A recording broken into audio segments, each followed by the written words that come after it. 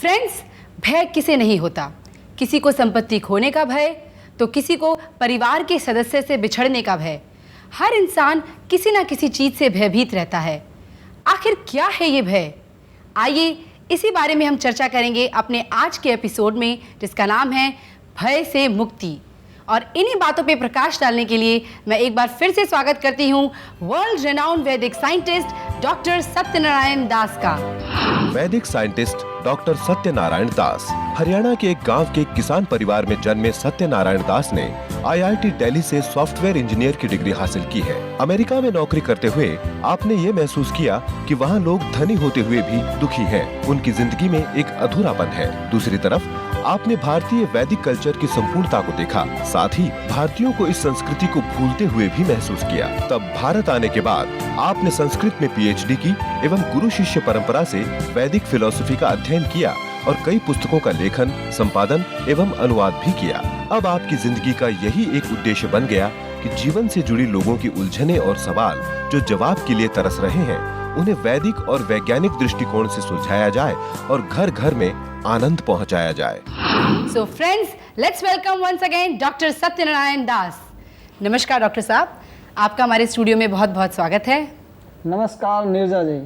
Doctor साहब, हमारा आज का टॉपिक है भय से मुक्ति। भय एक ऐसी चीज़ है जिससे मेरे ख्याल से कोई इंसान नहीं बच पाया है।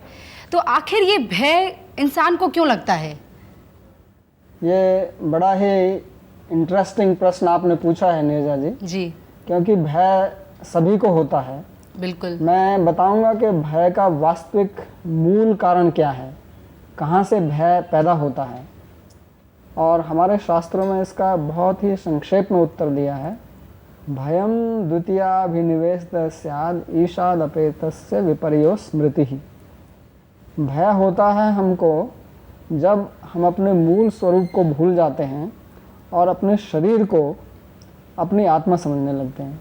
यानी हम जब अपने शरीर को अपना स्वयं व्यक्तित्व मानने लगते हैं तो हमको भय होता है। और भय का वास्तविक मतलब क्या है, इसका मतलब मानसिकता क्या है भय के पीछे, कि जो वस्तु हमें उपलब्ध है जी, उसको खोने का जब हमको कुछ आभास होता है जी, कि ये वस्तु मेरे से दूर हट जाएगी, मेरे से वियोग हो जाएगा, तो हमारे अंदर एक भावना आती है जिसको हम भय बोलते हैं। जी। और क्योंकि ये जो शरीर है ये विनाशी है, जैसा कि हम पहले भी कह चुके हैं जी, और शरीर एक दिन मृत्यु को प्राप्त होगा, तो उस कारण से हमको भय होता है। तो ये तो भय की हुई मानसिकता, लेकिन भय की कुछ आवश्यकता भी है, इसका होना भी आवश्यक है। क्योंकि अगर भय नहीं होगा तो हमारा जीवन आगे नहीं बढ़ सकता है। तो डॉक्टर साहब, मैं आपको इंटरप्ट करना चाहूँगी। आप यहाँ पर जिस भय की बात कर रहे हैं वो केवल मृत्यु से रिलेटेड है, या फिर मान लीजिए किसी को किसी पशु से डर लगता है या किसी को किसी इंसान से डर लगता है? यहाँ पर हर तरह का के भय के बारे में बातचीत है। हाँ, तो उसका मूल कारण तो मृत्यु है। अच्छा। और मूल कारण शरीर से तादात्म्यपन्न करना, यानी कि आइडेंटिफाइंग विद द बॉडी। जी। और फिर क्या होता है कि जो बॉडी से संबंधित चीज़ें हैं, क्योंकि हमारा शरीर है और केवल हम अकेले तो रहते नहीं हैं। जी। हम इस संसार में अनेक संबंध बनाते हैं जी, जीवों के साथ और निर्जीवों के साथ भी, यानी कि लिविंग बींग्स के साथ और जो मटेरियल ऑब्जेक्ट्स हैं उनके साथ। जी। तो जिस किसी भी वस्तु से हम संबंध बनाते हैं, और संबंध अनेक प्रकार के हैं, तो निर्जीव पदार्थों से हमारा संबंध होता है कि we become the owner and they are the owned, हम उनके मालिक बनते हैं। तो जिससे भी आपका संबंध बना है उससे जब आपको वियोग होने का आभास होता है कि ये वस्तु मेरे से चली जाएगी, तो फिर भय की भावना अंदर आती है। जैसे किसी का सौंदर्य है जी, तो वो अपने आप को समझता है कि मैं सुंदर हूँ या समझती है कि मैं सुंदरी हूँ, जी, तो उसको भय होता है कि एक दिन मेरा सौंदर्य चला जाएगा, जी, या कोई दूसरा व्यक्ति मेरे से ज़्यादा सुंदर हो, जी, तो उसका भी एक कारण होता है कि मैं नंबर 1 नहीं रहा हूँ जी, या नहीं रही हूँ, तो उससे भय होता है। तो जिसके पास में जो भी उपलब्धि है, जी, चाहे वह सौंदर्य की है या ज्ञान की है या गुण की है या धन की है या संबंधों की है या प्रॉपर्टी की है, जी, उन सब से हमको भय होता है जब हमको ऐसा लगता है कि ये मेरे से दूर जा सकती हैं। जी, तो ये भय का मूल कारण है। जी, और इसका होना आवश्यक इसलिए है कि अगर भय नहीं होगा तो तो हम अपने शरीर की भी रक्षा नहीं करेंगे। बिल्कुल जैसे बच्चा पैदा होता है तो उसको किसी से भय नहीं होता, जी वो आग को भी पकड़ लेता है, जी उसके आगे सांप छोड़ दो तो उसको भी पकड़ लेगा वो। जी लेकिन ये उसकी हत्या का कारण हो सकता है जी या रोग का कारण हो सकता है, तो इसलिए उन सब वस्तुओं से उसकी रक्षा करनी पड़ती है। तो इसका मतलब हमें भय से मुक्त होने की कोई ज़रूरत नहीं है। नहीं, इसलिए मैं बता रहा हूँ कि भय कुछ तो है कि एक व्यर्थ का भय होता है, जी उससे हमको मुक्त होना आवश्यक है। जी कुछ भय ऐसा है जो आवश्यक है हमारी जीवन यात्रा के लिए, उसको होना आवश्यक है, नहीं तो हम रोग हो जाएं। अगर हमको ये भय ना रहे कि मैं कुछ भी खा लूँ मैं बीमार नहीं होऊंगा, तो मैं कुछ भी खा लूँगा और बीमार हो जाऊँगा और मैं या तो दुख उठाऊँगा जी या मैं मर सकता हूँ। जी तो ये भय होना आवश्यक है। तो अपने सुरक्षा के लिए जो भय की भावना होती है, जी। That is a valid fear, उसका होना ठीक है। लेकिन कुछ भय जो है वो व्यर्थ का होता है। जी जैसे हमारे यहाँ संस्कृत में एक बड़ी पुरानी पुस्तक है, उसका नाम है हितोपदेश, जी यानी कि बेनिफिशियल स्टोरीज इंस्ट्रक्शंस जो उसमें दी हुई हैं। उसमें एक छोटी सी कथा है इसी जी। बात को समझाने के लिए कि हमें व्यर्थ का भय नहीं करना चाहिए। जी एक व्यापारी जंगल से जा रहा था। पुराने ज़माने में जैसे व्यापारी लोग पैदल चलते थे, आजकल तो कारें हो गई हैं। तो बीच रास्ते से जब वो जा रहा था तो किसी शेर ने उसके ऊपर आक्रमण कर दिया जी और उसकी वहीं पर मृत्यु हो गई। जी तो उसका सामान वहीं बिखर गया। उसके सामान में एक बहुत बड़ा घंटा था। जी तो वहाँ कुछ बंदर आए बाद में और उस घंटे को बंदरों ने ले लिया। जी तो बंदर उसको हिलाते रहते थे। तो जब वो हिलाते थे तो उसकी बड़ी ज़ोर से आवाज़ होती थी, दूर दूर तक जाती थी। तो उस आवाज़ से गांव वाले लोग बहुत डरते थे। जी उन्होंने सोचा कि शायद जंगल में कोई भूत या पिशाच आ गया, वो आवाज़ करता है। जैसे कि हमारे गांव में ख़ास तौर से लोग बहुत डरते हैं भूतों से। हम्म। तो गांव वालों ने जंगल में जाना बंद कर दिया और आसपास में जो खेत थे वहाँ भी जाना उन्होंने बंद कर दिया। तो ये समाचार जो है पूरे इलाके में फैल गया कि यहाँ भूत आ गया, उधर कोई मत जाना। जी तो सब भयभीत रहने लगे, क्योंकि आवाज़ वो आती रहती थी, कभी रात को भी आती थी, दिन में भी आती थी। लेकिन एक बुद्धिमान व्यक्ति था उनमें, और उसने कहा कि मैं जो है इस भूत का इलाज जानता हूँ, लेकिन मेरे को आपको 10,000 रुपया देना पड़ेगा। जी तो लोगों ने सोचा कि चलो इससे मुक्ति हो जाएगी। तो वो जंगल में गया। उसने सोचा पहले कारण तो पता लगाया जाए, ये आवाज़ कहाँ से आती है, बगैर कारण जो है हम क्यों भयभीत हों। तो वो जंगल में गया और उसने जाके देखा कि बंदर जो हैं वो घंटे को लेके घूमते रहते हैं और उसको बजाते रहते हैं। तो उन्होंने क्या किया कि थोड़ा भोजन बंदर को डाल दिया, बंदर रोटी खाने के लिए दौड़े और वो घंटा लेकर वापस आ गया। जी। तो उसने कहा कि मैंने भूत का इलाज कर दिया है।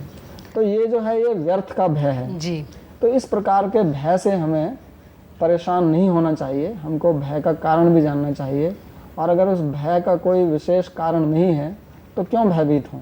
बिल्कुल सही डॉक्टर साहब, हमें भय का कारण जानना चाहिए और अपने अंदर कहते हैं ना, अपने अंदर की पावर को थोड़ा और स्ट्रॉन्ग करना चाहिए। वरना अगर हम ऐसे ही भयभीत रहेंगे तो फिर बड़ी प्रॉब्लम हो जाएगी, बड़ी मुश्किल हो जाएगी।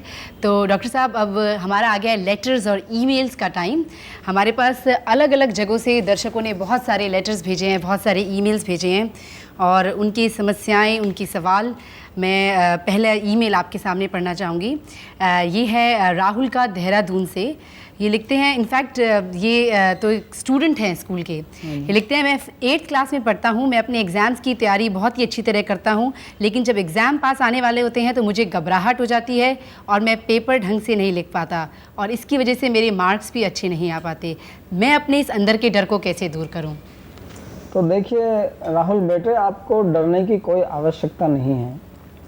और जैसा मैं पहले भी कह चुका हूँ कि जो व्यर्थ का भय है उसको नहीं करना चाहिए, क्योंकि भय करने से अगर आप अपने एग्ज़ाम बढ़िया कर सकें तो मैं कहूँगा कि खूब भयभीत होइए, दिन रात भयभीत होइए, और मैं भी आपके साथ आ जाता हूँ भयभीत होने के लिए।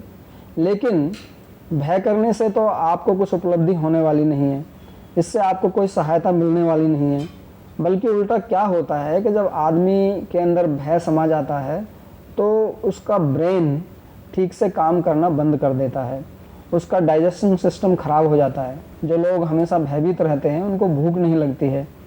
वैसे भी क्या होता है कि अगर आपको किसी ऐसी स्थिति में जाना पड़ जाए जहां आपको भय लगता है, जैसे प्राय करके लोग स्टेज पर पहली बार जाते हैं तो भयभीत हो जाते हैं, डरते हैं बोलने से, और उनको जो बोलना है उसको भी भूल जाते हैं। क्यों? क्योंकि उनका जो ब्लड है वो ब्रेन में नहीं जाता उस समय।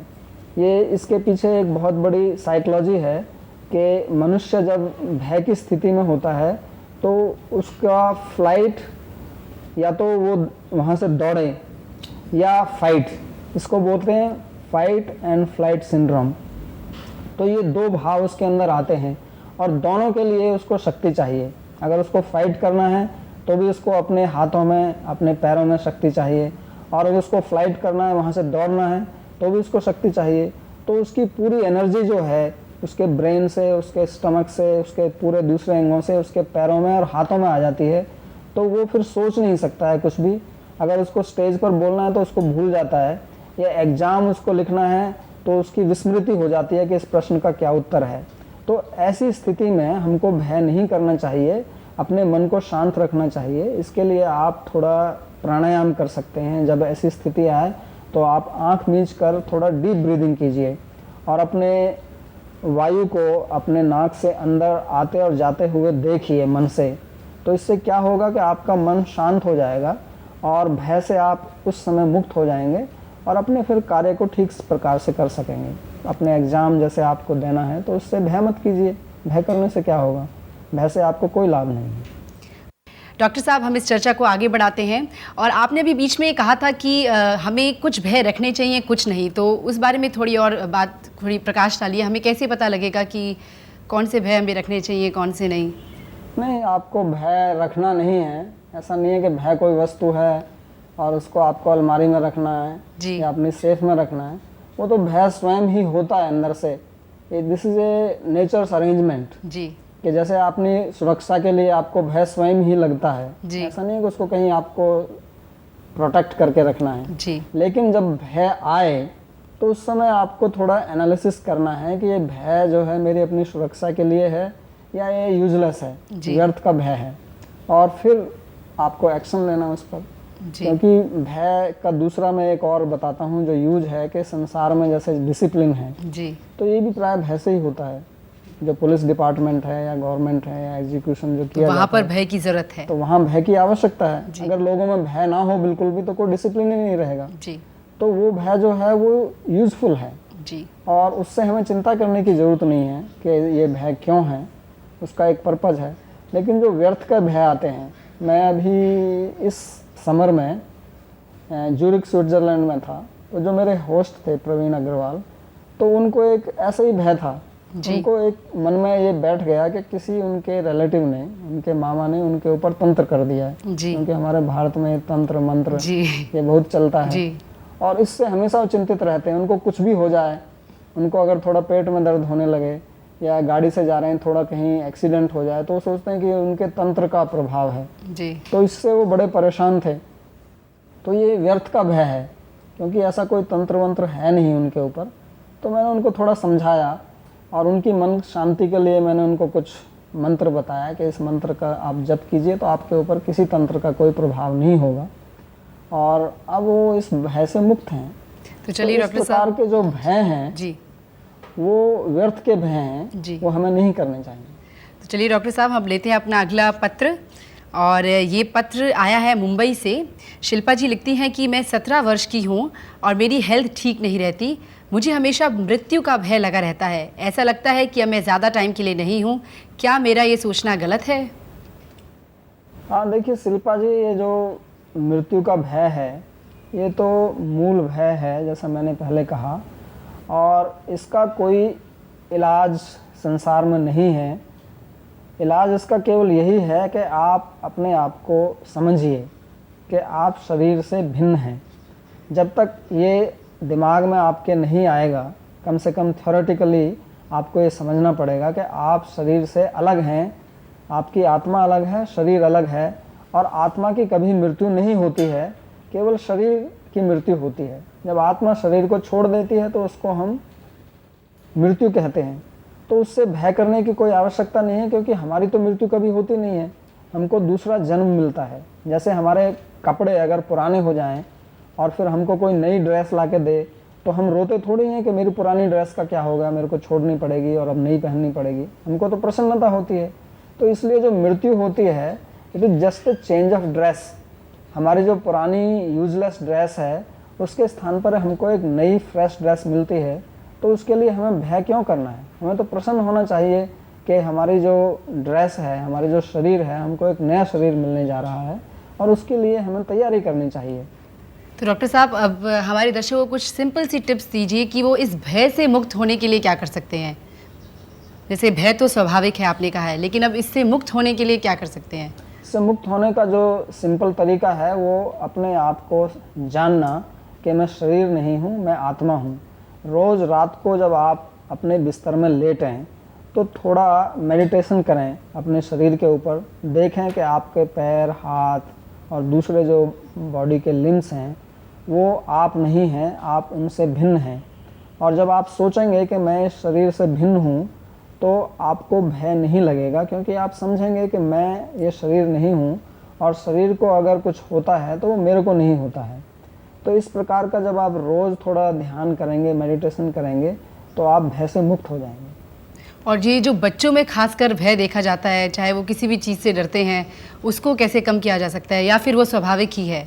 भय तो मैंने कहा ना कि स्वाभाविक होता ही है, क्योंकि उसका एक पर्पज़ है हमारी अपनी सुरक्षा करना, तो वो होना आवश्यक है। लेकिन बच्चों को भी अगर व्यर्थ का भय है, जैसे छोटे बच्चों को कोई भूत प्रेत इनका बहुत भय होता है, जी। कमरे में जाने से डरेंगे, जी। तो उनको डराने की बजाय वहाँ कमरे में उनके साथ जाइए आप और उनसे पूछिए कि कहाँ पर है भूत, जी। और उनको दिखाइए कि यहाँ कोई भूत नहीं है, ताकि उनके मन से जो है वो भय की धारणा निकल जाए। उनको और बोल्ड करिए। नहीं तो क्या होता है कि बचपन में जो भय मन में बैठ जाता है जी। वो फिर एक साइकोसिस बन जाती है, एक मेंटल डिजीज बन जाती है, जो आपको पूरे जीवन परेशान करेगी। जी। आपने नेपोलियन का नाम सुना होगा। जी। He was a great hero, great fighter, लेकिन उसको एक भय था, उसको भय था बिल्लियों का, और इसी कारण जो है उसको हार खानी पड़ी। जब उसकी हार हुई तो हार इसीलिए हुई कि उसके सामने लड़ाई के मैदान में कुछ 20-25 बिल्लियां छोड़ दी गई। अच्छा। तो जैसे ही उसने बिल्लियां देखी वैसे ही वो सब कुछ भूल गया, एकदम भयभीत हो गया, क्योंकि उसके बचपन में एक घटना हुई थी जब वो बहुत छोटा बच्चा था और पालने में लेटा हुआ था। तो एक दिन एक बिल्ली उसकी छाती पर कूद पड़ी और उसकी माता वहाँ पर नहीं थी। ओहो। तो उससे उसके हृदय में बिल्ली का भय बैठ गया। अच्छा। वो जब भी कहीं बिल्ली देखता था तो भयभीत हो जाता था। Such a great hero, such a great warrior, लेकिन बिल्ली देखकर वो एकदम बच्चा बन जाता था। जैसे चूहा डरता है बिल्ली से, बिल्कुल वैसे ही डरता था। तो इस प्रकार का भय जो है वो प्रॉब्लम क्रिएट करता है, इसलिए बच्चों को हमें भय नहीं देना चाहिए। और कभी कभी देखा जाता है कि माँ बाप भी अपने बच्चों को मजाक में डराते हैं, भय देते हैं। उनको ऐसा नहीं करना चाहिए। जी डॉक्टर साहब, ये आपने बिल्कुल सही कहा, और हमारे शो का समय भी समाप्त हो चुका है। आपका एक बार फिर से बहुत बहुत शुक्रिया हमारे शो में आने के लिए। Will see you again. Thank you so much. धन्यवाद Neerja. For more updates and videos, subscribe to our channel LSD.